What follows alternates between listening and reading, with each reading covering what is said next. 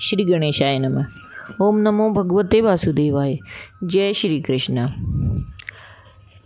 आषाढ़ मास शुक्ल पक्ष देवशयनी एकादशी। महत्व।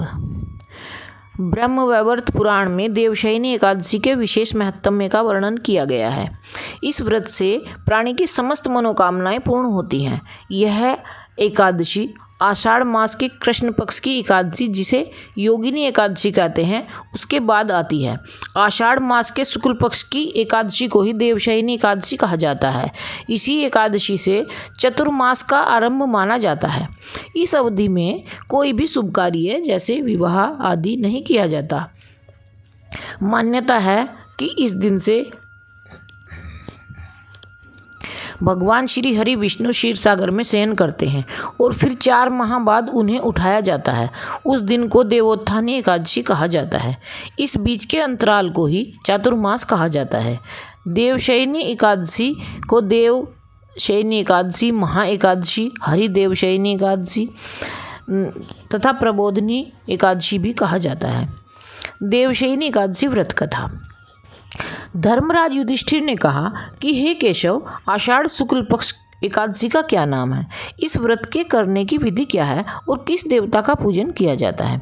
श्री कृष्ण कहने लगे कि हे युधिष्ठिर, जिस कथा को ब्रह्मा जी ने नारद जी से कहा था वही मैं तुमसे कहता हूँ।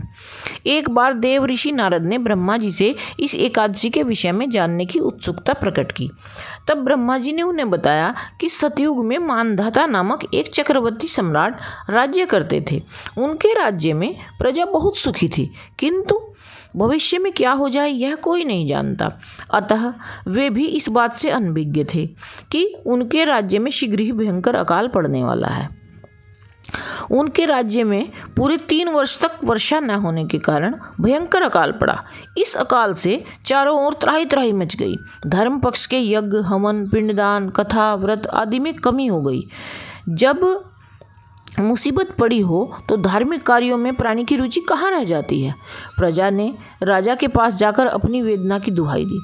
राजा तो इस स्थिति को लेकर पहले से ही दुखी थे। वे सोचने लगे कि आखिर में मैंने ऐसा कौन सा पाप कर्म किया है जिसका दंड मुझे इस रूप में मिल रहा है। फिर इस कष्ट से मुक्ति पाने का कोई साधन करने के उद्देश्य से राजा सेना को लेकर जंगल की ओर चल दिए। वहाँ विचरण करते करते एक दिन वे ब्रह्मा जी के पुत्र अंगिरा ऋषि के आश्रम में पहुँचे और उन्हें साष्टांग प्रणाम किया। ऋषिवर ने आशीर्वचनोपरांत कुशल क्षेम पूछा। फिर जंगल में विचरने व अपने आश्रम में आने का प्रयोजन जानना चाहा। तब राजा ने हाथ जोड़कर कहा कि महात्मन, सभी प्रकार से धर्म का पालन करता हुआ भी मैं अपने राज्य में दुर्भिक्ष का दृश्य देख रहा हूँ। आखिर किस कारण से ऐसा हो रहा है? कृपया इसका समाधान करें। यह सुनकर महर्षि अंगिरा ने कहा कि हे राजन, सब युगों से उत्तम यह सतयुग है। इसमें छोटे से पाप का भी बड़ा भयंकर दंड मिलता है। इसमें धर्म अपने चारों चरणों में व्याप्त रहता है। ब्राह्मण के अतिरिक्त किसी अन्य जाति को तप करने का अधिकार नहीं है, जबकि आपके राज्य में एक शूद्र तपस्या कर रहा है। यही कारण है कि आपके राज्य में वर्षा नहीं हो रही है। जब तक वह काल को प्राप्त नहीं होगा तब तक यह दुर्भिक्ष शांत नहीं होगा। दुर्भिक्ष की शांति उसे मारने से ही संभव है। किंतु राजा का हृदय एक नर अपराध शूद्र तपस्वी का शमन करने को तैयार नहीं हुआ।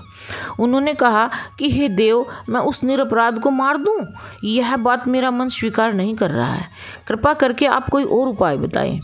महर्षि अंगिरा ने बताया कि आषाढ़ मास के शुक्ल पक्ष की एकादशी का व्रत करें। इस व्रत के प्रभाव से अवश्य ही वर्षा होगी।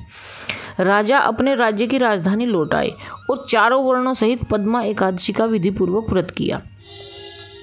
व्रत के प्रभाव से उनके राज्य में मूसलाधार वर्षा हुई और पूरा राज्य धन धान्य से परिपूर्ण हो गया।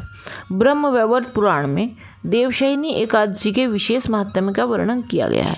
इस व्रत से प्राणी की समस्त मनोकामनाएं पूर्ण होती हैं। जय श्री कृष्ण।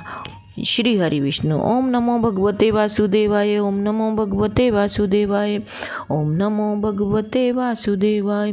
श्री कृष्ण गोविंद हरे मुरारी, हे नाथ नारायण वासुदेवा।